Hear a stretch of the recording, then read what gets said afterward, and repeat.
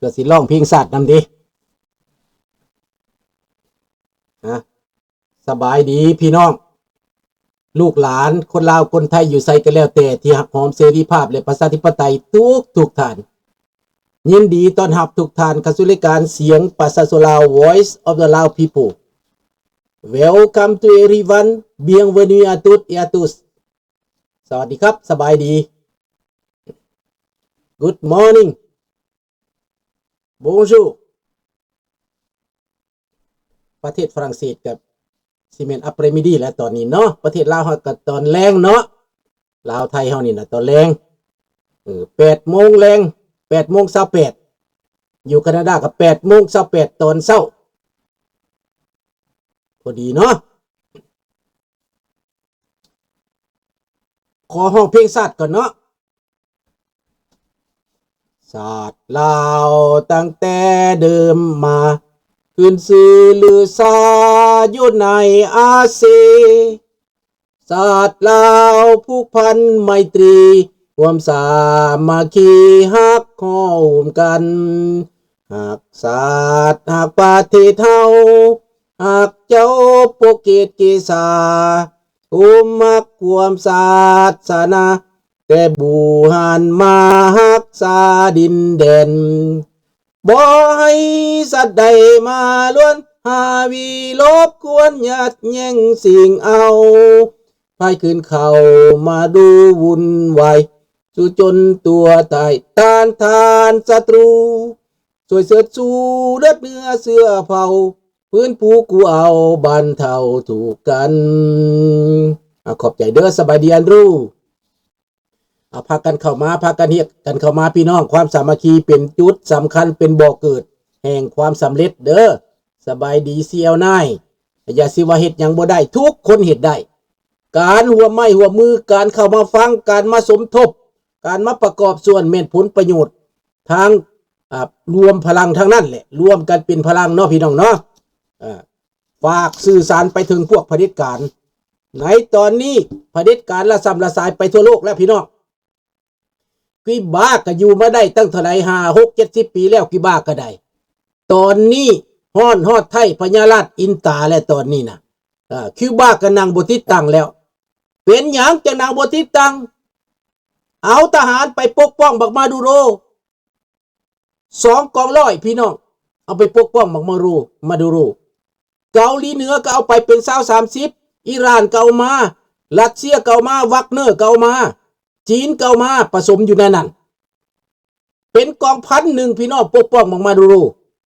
ทหารต่างชาติเป็นยังจะมาปกป้องมันเพราะเป็นราชายาเสพติดเป็นมาเฟียพี่น้องอิหร่านก็ปกป้องเต็มที่อิหร่านก็ได้ค้าขายง่ายมือล่างฟอกเงินล่างเงินสุดท้ายมาดูโรไปแล้วบายบายมาดูโรน่ะขึ้นศาลแล้วฮ้อนฮอดไทยพญาราชอินตาฮ้อนฮอดไผฮ้อนฮอดที่บ้านแล้วเดี๋ยวนี้นะเสียดายแต่ฟิเดลคาสโตรตายก่อนพี่น้องเอ้ยผู้ที่ว่าเฮาดิเกลียดชังคู่มือนี่มันบ่แม่นฟิเดลคาสโตรมันบ่สะใจนะอยากให้แม่นฟิเดลคาสโตรกับน้องชายมันนะบักราอูลคาสโตรมันตายเบิดแล้วพี่น้องพวกนี้นะสบายดีเซพีสบายดีพรเนาะสบายดีสอนสบายดีเซียวนายเด้อดังมันตายเบิดแล้วพี่น้องดังนั้นพามันล่มสลายลงไปคนคิวบาทรมานมาหลายปีแล้วมาโกโรบิโอพ่อของเรากับพาหนีจากลัทธิคอมมิวนิสต์ดังนั้นข้าพเจ้าว่าบ่มีครั้งใดที่มาโกโรบิโอสิบ่ถือโอกาสนี้จัดการแก้ไขปัญหาคิวบาแน่นอนถ้าข้าพเจ้าเป็นมาโกโรบิโอนี่นะจะบ่มาเป็นรัฐมนตรีจะบ่ไม่เป็นรัฐบาลจะบ่มาเป็นเจ้านายในอเมริกาและมีความสุขอยู่เฉยดอก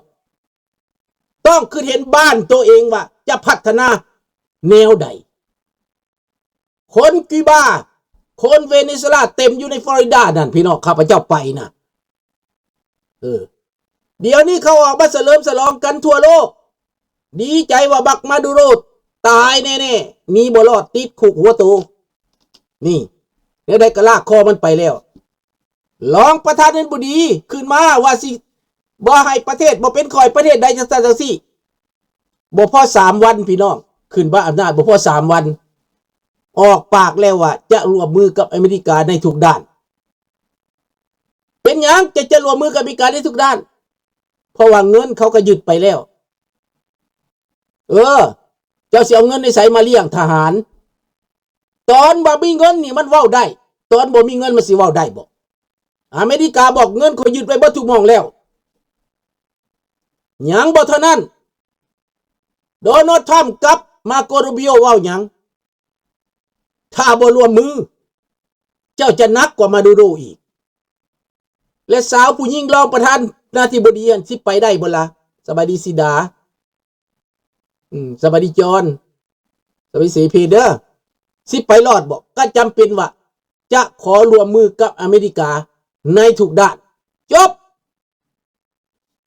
พวกฝ่ายค้านที่ว่าต้องการประชาธิปไตยเมาแต่หึงเมาแต่หืดเมาแต่ฟังความยุโรปเมาแต่ฟังความฝ่ายนั่นฝ่ายนี้แทนที่จะอะไรเลยนะ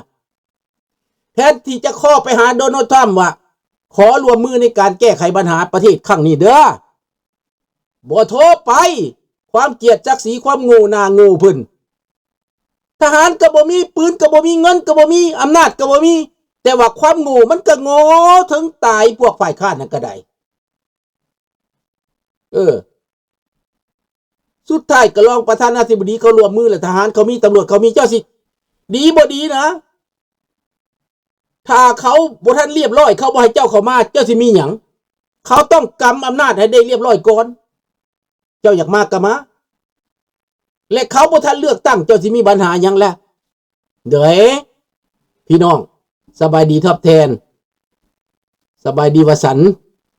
สบายดีเด้อสบายดีสิดาดังนั้นแหละพี่น้องฝ่ายค้านก็โง่พี่น้องที่จริงและที่มันอำนาจมันควรจะถูกตกฝ่ายค้านเจ้าต้องไปร่วมมือกับอเมริกาตั้งแต่ต้นมันจังแม่นตั้งแต่ตอนเขาเคลื่อนไหวพุ่นเจ้าต้องไปหาเขาฝ่ายค้านนั่นน่ะเจ้าต้องเคลื่อนไหวจังเป็นจะสิมากำอำนาจได้อันนี้จะแล่นไปยุโรปแล้วไปอ้าปากแป้งโจมตีอเมริกาอยู่เขาสิเชื่อใจเจ้าบ่เขาบ่เชื่อใจเจ้าดอกมาดูโรไปเจ้าก็สิมาดูโรใหม่มาเขาก็บ่เอาแล้วเนาะเขาอยากให้บักมาดูโรลัทธิคอมมิวนิสต์เบิดไปในเวเนซุเอลาจบต่อไปมันคิวบาพี่น้องนั่งบ่ติดตั้งแล้วเดี๋ยวนี้สิตายแล้วมือเด็ดของคิวบาส่งไปปกป้องมาดูโรนั้น80 กว่าคนตายมาเบิดพี่น้องบ่เหลือจักคนตายมาเบิดเรดาร์ของจีนก็เรียบร้อยอ่อเนาะเป็นเศษเล็กอ่อเนาะพี่น้อง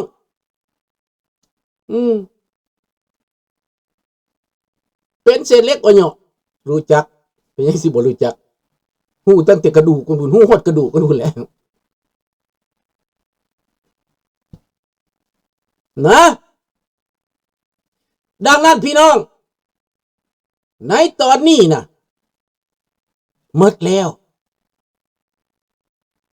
มันสะเทือนไปเบิดโลกแล้วต่อไปแม่นหยังอายะตอเลาะโคมาเนอีพี่น้องอายะตอเลาะโคมาเนอีสิไปแล้วพี่น้องหอบเสื้อหอบผ้าแล้วสิไปแล้วแต่ว่าสิตายโอ้ยบ่อยากไปอยากตายอยู่นี้อยากตายอยู่นี้เว้ากับลูกชายว่าบ่อยากไปอยากตายอยู่นี้ค่อย85แล้วก็สิหอบสังขารไปโซเวียตเฮ็ดหยังสิไปรัสเซียเฮ็ดหยังคันบ่ไปบาดนี้ย่านเป็นแบบมาดูโรย่านโหดกว่ามาดูโรอีกย่านพวกประชาชนนั่นลากหนวดมาเผาหุ่นติเขาสิเอากาไฟจูดหนวดมันหันติคันบ่ไปนั่นขนาดแม่ยิ่งประท้วงนะถอดอีจับออกจากหัวประท้วงแล้วพี่น้องสบายดีหลานทอบแทนมาได้ขึ้นฮอดกันเบิดทุกคนได้พวกเฮานั่นมาได้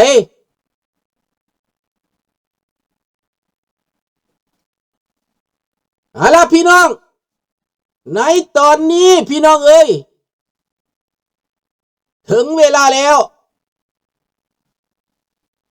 ไกลกับไกลแล้วเนาะ18 ชั่วโมงตีไกลกันน่ะขี่รถ18 ชั่วโมงจะฮอดกันเราอยู่แถววินิเปกแถววันโคเวอร์พุ่นไกลได้ เด้อพี่น้องดังนั้นพี่น้องในตอนนี้คิวบาเดือดร้อนแล้วอยู่บ่ได้ละ1คิวบาต้องไปอิหร่านไปเผด็จการคือว่าสิจบไปแบบนี้ในโลกนี่นะปูตินก็สิไปอีกปูตินนี่ไปบ่รอดแล้วปูตินนี่นะล่มสลายกันหมดพี่น้องบ่ชนะสงครามปูตินตายพี่น้องตายประชาชนรัสเซียเขาสิฆ่าเองตายเองพี่น้องเห็นบ่ล่ะเวรกรรมตามสนอง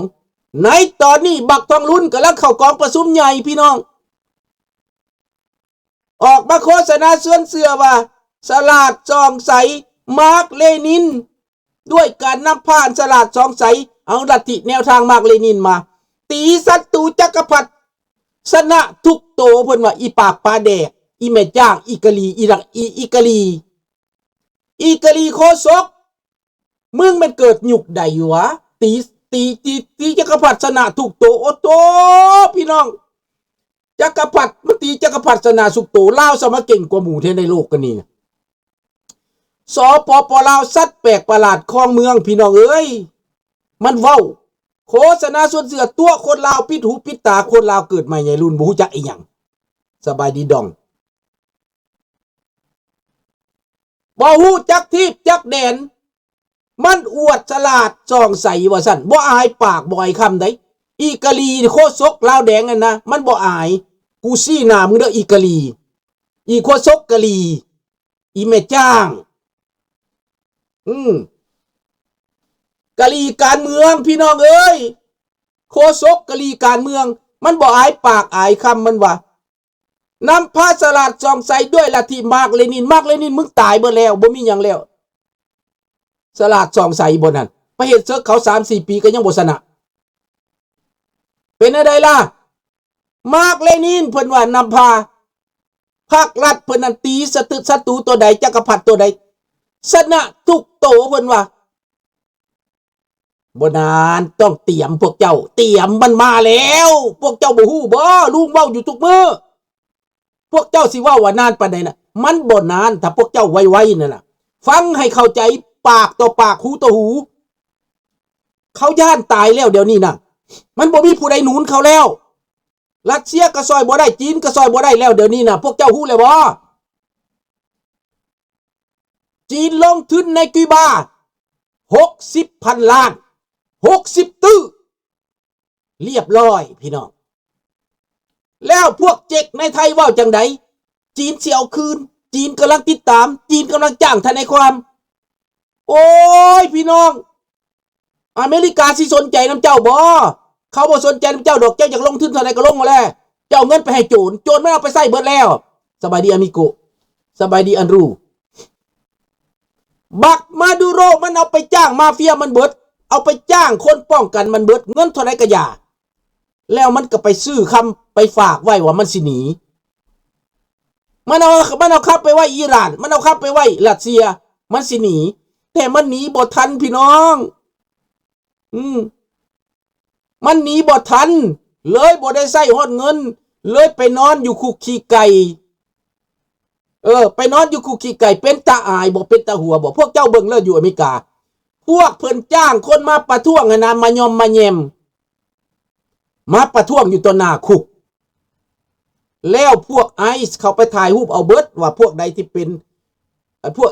illegal พวก immigration พวกที่บ่ถูกต้องนะไปประท้วงนะพวกต่างชาติมาประท้วงอยู่หั่นน่ะแต่ว่าคนเวเนซุเอลาทั่วโลกอยู่แคนาดาอยู่ทั่วโลกอยู่ยุโรปอยู่ทุกประเทศเขาเฉลิมฉลองกันโอ้ยพี่น้องแต่เพิ่นมายอมมาแยมมาอยู่หั่นเพิ่นบ่จักตายพี่น้องเอ้ยเขาเราถ่ายทอดเอาเบิดถ่ายทำเอาเบิดดังนั้นพี่น้องเตรียมไว้พี่น้องเตรียมตีนถีบมันออกจากสภาเตรียมตีนถีบมันออกจากเฮือนพี่น้องเอ้ยบักทองรุ่นกับบักแก้วหัวขอดนี่นะบักสอนไซหนึ่งอยู่บ่ได้ดอกมึงตายแน่ๆมึงตายแน่ๆอย่าให้มีเวลาของประชาชนบักทองรุ่นหนึ่งมึงอยู่บ่ได้ดอกล่ะอีโคซกกระแดงมึงก็อยู่บ่ได้ดอกบอกโลด